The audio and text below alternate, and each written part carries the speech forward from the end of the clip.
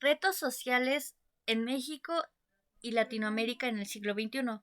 Algunos de los principales retos que desafiamos día a día tanto en México y Latinoamérica son los siguientes: discriminación social y racismo. Los afrodescendientes en América Latina tienen 2.5 más probabilidades de vivir en pobreza crónica que los blancos, según un informe del Banco Mundial.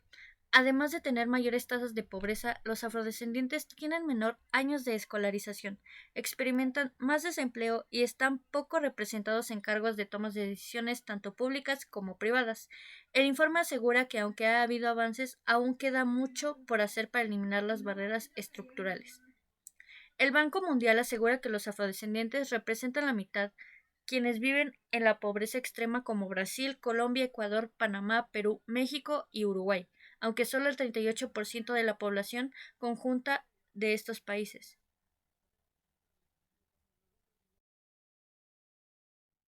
Afrontar las causas de discriminación estructural es fundamental para combatir la injusticia y crear oportunidades para todos, eliminar las condiciones que limitan la inclusión plena de los afrodescendientes, promoverá una sociedad latinoamericana más. Se han hecho grandes avances en los últimos años y los latinos se han beneficiado de algunas amplias reducciones en la tasa de pobreza regional. También experimentaron un mayor acceso a la educación en Latinoamérica, aunque la brecha con la población blanca aún persiste. Además, la aparición de una clase política afrodescendiente y el crecimiento de sus organizaciones han empujado a varios países a incorporar varios cambios constitucionales respecto a la discriminación, derechos de propiedad y el reconocimiento étnico. También han puesto en marcha campañas y leyes contra la discriminación. Mayor compromiso de todos los gobiernos, pero también de otros sectores parlamentarios, organizaciones de sociedad civil, cooperantes, sistema de Naciones Unidas, para encarar con determinación esta situación.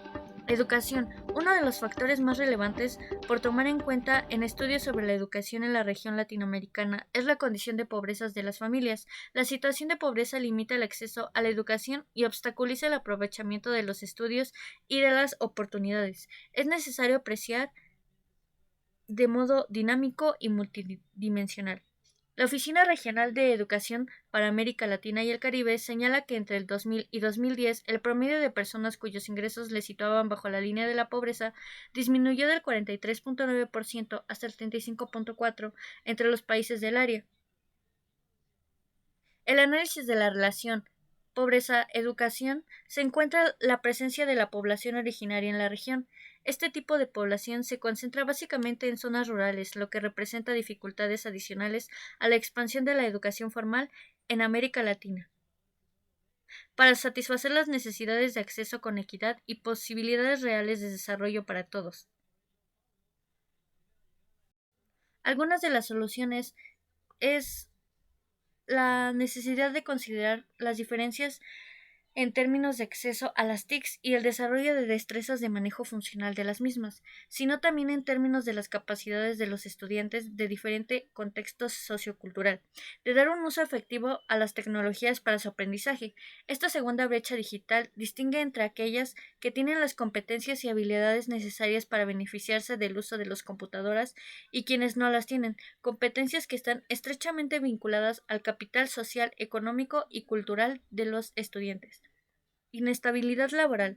La baja calidad de los empleos en América Latina y el Caribe viene en primer lugar de la mano. La informalidad, un desafío persistente. La mayoría de los trabajos en la región, el 55%, son informales, lo que impide a millones de trabajadores cotizar a un nuevo sistema de seguro social y acceder, por tanto, a beneficios de protección social. La estabilidad laboral productiva consiste en tener un trabajo que permita al trabajador tener ingresos suficientes para mantenerse o apoyar a su familia, que cuente con beneficios sociales, que le proteja de riesgos de enfermedad, vejez y otros, pero también que sea un trabajo con futuro, que el primer empleo sea el primer peldaño de una escalera ascendiente hacia más y mejores oportunidades, tomando en cuenta el valor que le da la empresa al trabajador. Si invierte en él o ella, si desea retener al empleado y éste quiere quedar en el sitio de trabajo. Entre los problemas que se destacan pueden ser: un número importante de trabajadores sobrevive con niveles salariales muy por debajo de las condiciones de subsistencia dignas y decentes. Uno de los problemas más perjudiciales en México lo es la carencia de una política salarial que garantice condiciones de vida honrosa de todos los trabajadores mexicanos. Por ello, en Coparmex estamos convencidos de que el país requiere un cambio normativo de gran calado para dar vida a una nueva cultura salarial a nivel nacional. Desde diciembre de 1982 a la fecha, el salario mínimo general en México se redujo en términos reales un 55%. Actualmente, y a pesar de los dos incrementos más recientes, históricos por cierto, solamente alcanza a cubrir el 89% de la canasta alimentaria y no alimentaria de acuerdo a las cifras de Coneval. Es decir, el salario mínimo general se ubica por debajo de la línea de bienestar. En términos internacionales, el salario mínimo mexicano es uno de los más bajos. Tan solo por referir nuestro entorno regional, en Latinoamérica, solamente es superior al nivel salarial de Cuba y de Venezuela.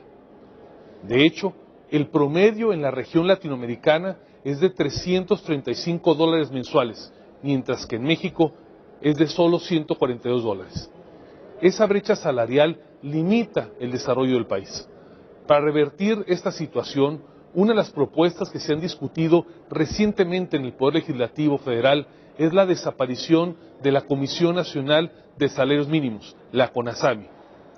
Este organismo es de carácter técnico, tripartita, y tiene la encomienda de determinar el salario mínimo con base en las condiciones económicas nacionales e internacionales, procurando la calidad de vida de las familias de los trabajadores asalariados. Sin embargo, desde la perspectiva de Coparmex, el mandato legal y la realidad operacional de la CONASAMI ya no responde a las necesidades del país en materia de política salarial.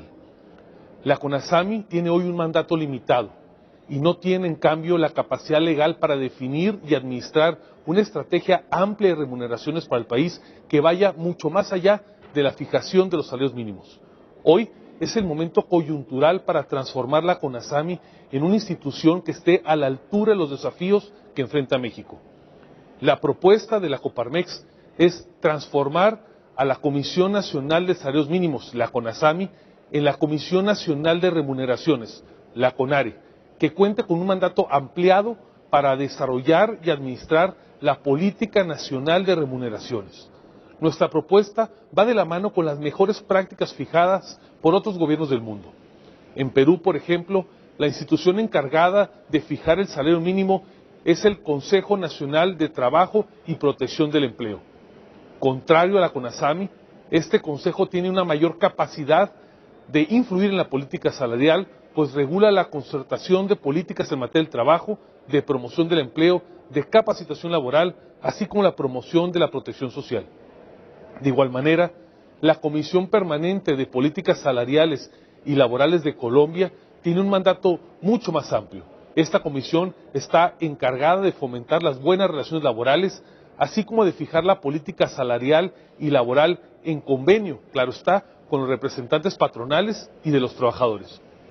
Coparmex propone que la Comisión Nacional de Remuneraciones vaya más allá, mucho más allá de solo fijar el salario mínimo general y los salarios mínimos profesionales.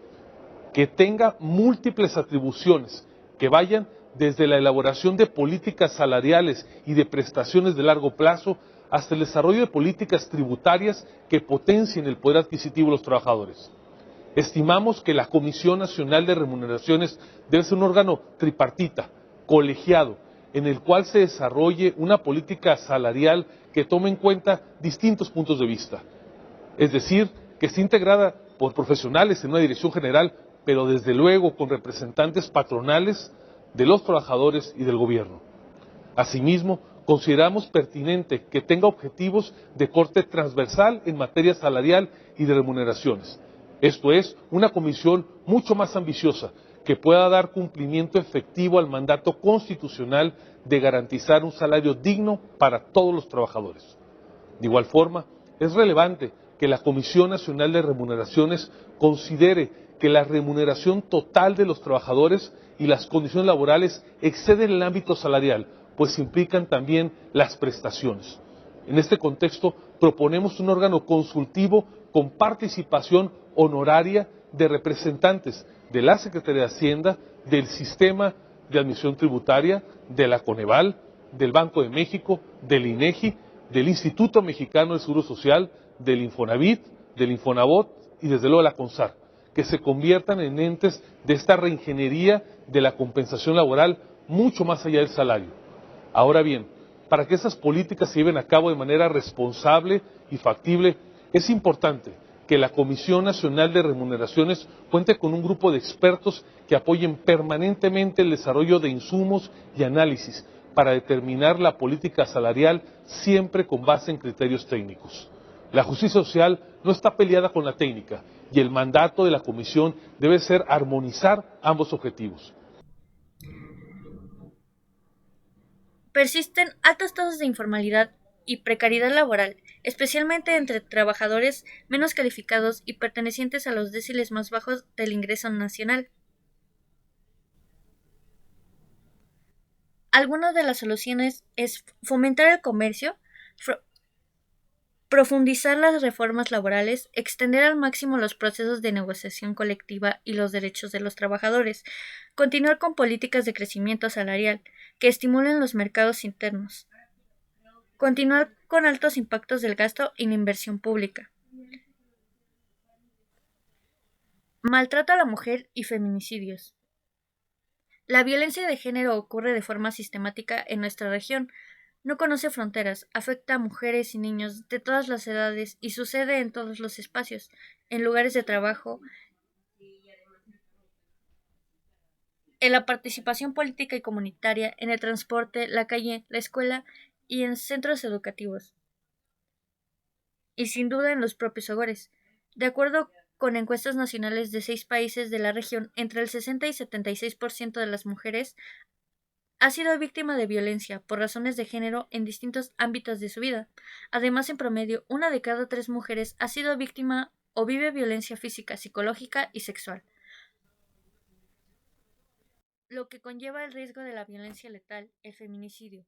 El feminicidio, como forma extrema y letal de la violencia de género, continúa afectando a miles de mujeres y niñas cada año en América Latina y el Caribe a pesar de que ha aumentado su visibilidad, la respuesta estatal y la presión ejercida masivamente por los movimientos de mujeres que han expresado su rechazo a la violencia de género en toda la región.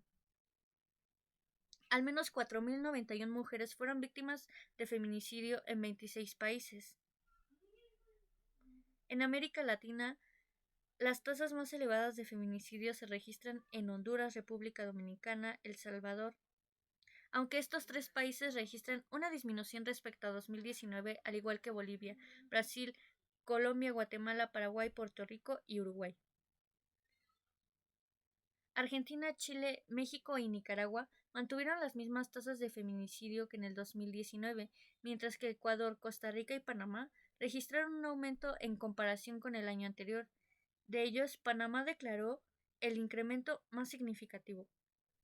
Algunas de las soluciones son la creación y profundización de las leyes. Un total de 20 países de América Latina y el Caribe cuentan actualmente con leyes de violencia contra las mujeres, aunque solo en 8 se asignan recursos específicos en su propuesta nacional. 14 países han tipificado el delito de feminicidio y 2 lo han establecido como un homicidio agravado por razones de género.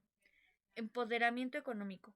Las mujeres tenemos la dependencia económica y la insuficiencia de ingreso constituye un factor que incide en la permanencia de las mujeres en las situaciones de violencia. Por eso el Banco de Desarrollo de América Latina promueve acciones para que las mujeres mejoren su autoeconomía. Fortalecimiento de las políticas públicas que favorecen la inclusión a la mujer en la vida social y económica. Es necesario implementar programas de tratamiento de las víctimas y de los agresores, ampliar la oferta de los servicios públicos a las mujeres, las acciones para la prevención, la adopción de nuevas leyes para una vida libre de violencia, las reformas al sistema judicial, las estrategias para incorporar en la política No educativa más. nuevas Hoy y disposiciones siempre y decimos medidas que no más conduzcan a en voz transformar la cultura unida. machista, Exigimos la sensibilizar a los hombres y eliminación niños e de informar y todas las prevenir las formas de mujeres y niñas violencia contra las mujeres requiere de y niñas. financiamiento externo que permite a Decimos los no países más a dar la respuestas violencia inmediatas a la doméstica, situación no de más a vulnerabilidad de las violaciones. mujeres provocada Decimos por no la más violencia de género. a las prácticas nocivas. Todavía faltan También bastantes decimos no problemas, más a pero la impunidad. estos fueron algunos Mujeres y de niñas, los más importantes todas que han tienen derecho surgido a una en vida el siglo libre, XXI. libre de violencia. En este Día Internacional de Eliminación de la Violencia contra la Mujer, recordamos la esencialidad de este derecho. Con tal fin, comienzan los 16 días de activismo contra la violencia de género. La pandemia de coronavirus ha puesto de manifiesto que debemos pensar y actuar de forma diferente. Decir no más a la violencia debe representar la primera prioridad. No más. Una simple expresión que puede transformar nuestro mundo.